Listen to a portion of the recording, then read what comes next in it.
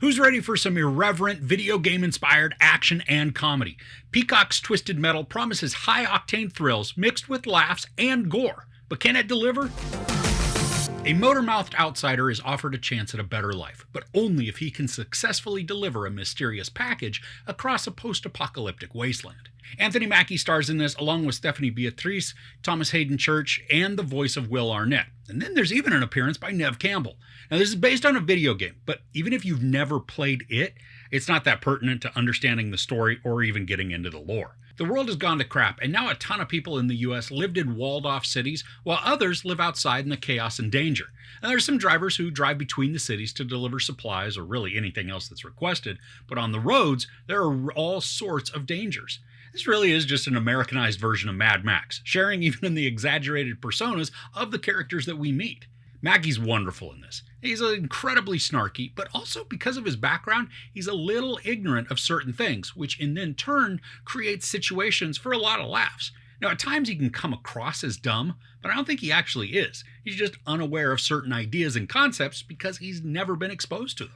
And he shares a fantastic dynamic with Stephanie Beatriz. They're antagonistic, but also very endearing, and they share a camaraderie that's engaging and even hints at attraction and romance. And Beatriz, on her own, she's funny and a likable character. She's damaged in her own ways, but it provides her with very clear motivations and goals. The story's a very simple one, and really, this isn't highbrow entertainment at all. It could be a guilty pleasure, but so far, I'm not feeling guilty about enjoying it at all. There's a good amount of action to keep it exciting, and while some of the scenes aren't captured very cinematically, which would then allow for enveloping action and cinematography, there's still a boost of adrenaline when the crap hits the fan. But contained within the car chase theme is a sort of mysterious arc. Mackie's sent on a mission from New San Francisco to New Chicago to pick up a package and then deliver it back to the West Coast. And if he can survive the task, he'll be set up as a permanent citizen of New San Francisco. And that means he'd have protection from the outside and really no longer have to be a delivery driver.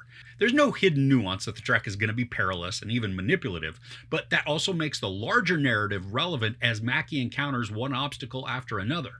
Now, I'm a bit surprised by the level of violence that's shown in this. There's a sadistic clown character named Sweet Tooth, who's an escaped asylum patient, and he enjoys wearing a clown mask and driving a blood-soaked ice cream truck.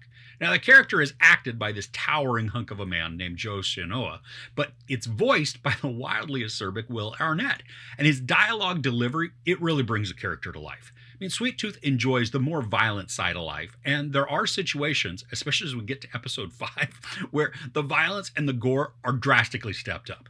And there's also this sense of dread that accompanies him, which I think is nice because it makes all of his actions unpredictable. Is he going to decimate everybody in his path, or is he going to keep somebody alive? It really depends on his whim at the moment, and that's how it becomes captivating in a twisted way.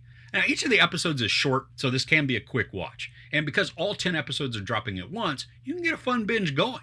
And the episodes are all around 30-ish minutes, and there are 10 total. So we know a 5-hour binge session, it's not out of the realm of possibility for anybody. Now, some of the graphics and special effects, they're poorly executed, but I was able to excuse them in the larger scope of the show.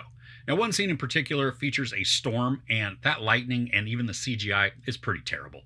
But it's not shown a bunch, so that's a good thing. Now, because this entire show revolves around violence, there is an opening sequence in episode 7 that is definitely off-putting.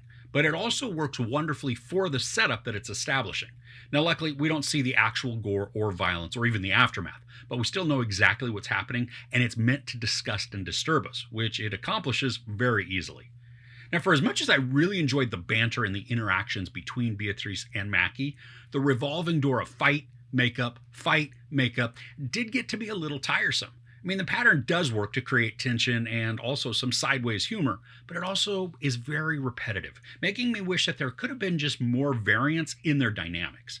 Now, the action and the camera work, it does have a certain video game-esque feel to it at points, where we're following along as a car just speeds around an area. We're just outside of it and behind it, so we get a good view of what's coming and also the carnage that's happening around it. It also creates some fun excitement, and while it can also feel silly, it totally fits within the world that's been set up for us. And as cheesy as some of the show is, and even with the simple storyline, I found myself really enjoying the ride and the arc. And it's predictable for the most part, but it's still fun and even addictive. This was an easy binge, not only because of the length of the episodes, but because the characters are engaging, deeply flawed, and usually very snarky. And then the story itself grows over time, investing me more and more in the entire thing until I couldn't turn it off. And I didn't want to either. Now, I really hope this gets a second season because so much of what we watch is the establishment of the characters. I mean, it really sets up Anthony Mackie and Stephanie Beatriz as characters that are worth engaging with.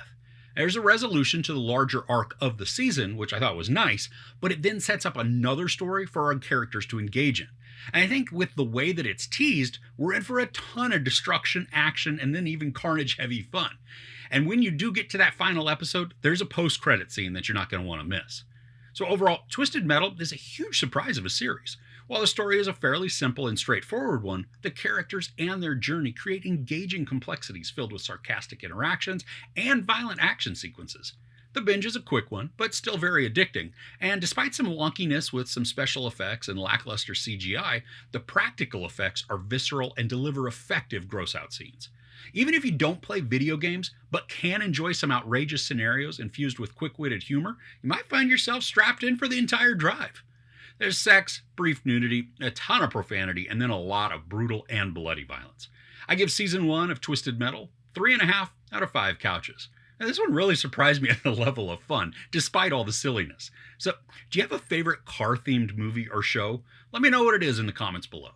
If you enjoyed this review, please give it a like. Also, don't forget to share and subscribe. I'm Chris. This is Movies and Munchies. Thanks for couching with me.